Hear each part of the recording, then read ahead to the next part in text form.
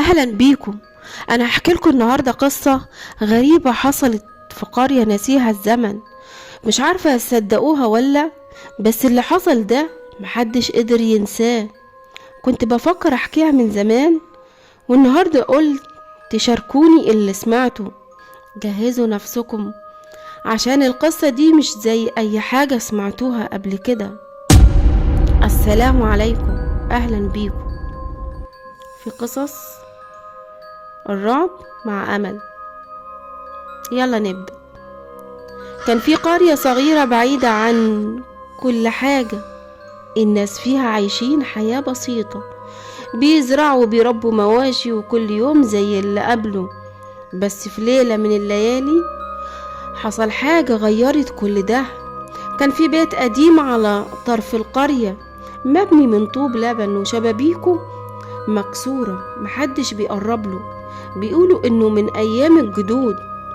كان في واحد عجوز غريب عاش فيه، وبعد ما مات الناس بدأت تسمع همسات وخطوات جوه من غير ما حد يكون موجود.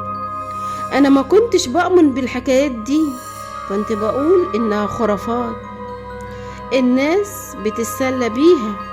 بس اللي حصل خلاني اغير رأيي في الليلة دي. كنت قاعد برا بيتنا، الهواء كان ساكت بشكل غريب، حتى صوت الحيوانات اختفى. فجأة سمعت صوت جاي من البيت القديم، صوت مش طبيعي زي عوايل الريح لكن أعلى بكتير، وكأنه في حاجة بتصرخ من جوه الأرض نفسها. تمت، وقفت وشفت الناس كلها بتطلع من بيوتها، عينيهم مليانة خوف وهم بيبصوا ناحية البيت. الضلمة كانت غريبة، كأنها بتاكل النور، والقمر اللي كان بيلمع في السماء اختفى فجأة من غير سحاب ولا حاجة تبرر ده.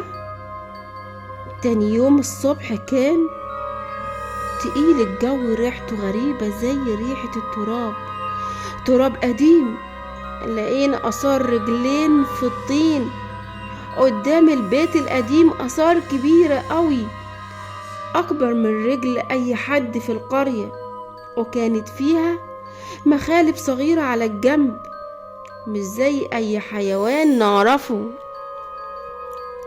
الآثار دي كانت ماشية في خط مستقيم ناحية الغابة اللي جنب القرية. أنا و3 من الشباب، أحمد ومحمود وعلي، قررنا نتبعها. كنا خايفين بس الفضول كان أقوى. وصلنا الغابة والشجر كان ساكت، لا طيور ولا حتى ريح بيتحرك الأوراق. بعد شوية لقينا شجرة كبيرة في النص، جذعها اسود محروق، مع اني محدش شم ريحة نار ولا شاف دخان قبل كده. تحت الشجرة كان في حفرة عميقة، والأرض حواليها مليانة علامات غريبة زي رسومات دايرة فيها خطوط متشابكة، وكأني حد كان بيعمل طقوس ما. أنا قربت من الحفرة وبصيت جواها، كانت ضلمة سودة، بس حسيت إن في حاجة بتبصلي من تحت. قلبي بدأ يدق بسرعة، وفجأة سمعت همسة خفيفة جاية من الحفرة كأني حد بيناديني باسمي. رجعنا القرية على طول، ومن ساعتها البيت القديم بقى أكثر رعبا. كل الليلة الناس بتسمع نفس الصوت، والآثار بتظهر تاني وتختفي. أنا لحد دلوقتي مش عارف إيه اللي حصل بالظبط، بس اللي أكيد إن القرية دي مش هترجع زي زمان أبدا. في نهاية القصة يا ريت اللي ما اشتركش في القناة يشترك في القناة وفعلوا زر الجرس، وتابعوني واعملوا لايك، واكتبولي في التعليقات لان رأيكم يهمني. والسلام عليكم ورحمة الله وبركاته.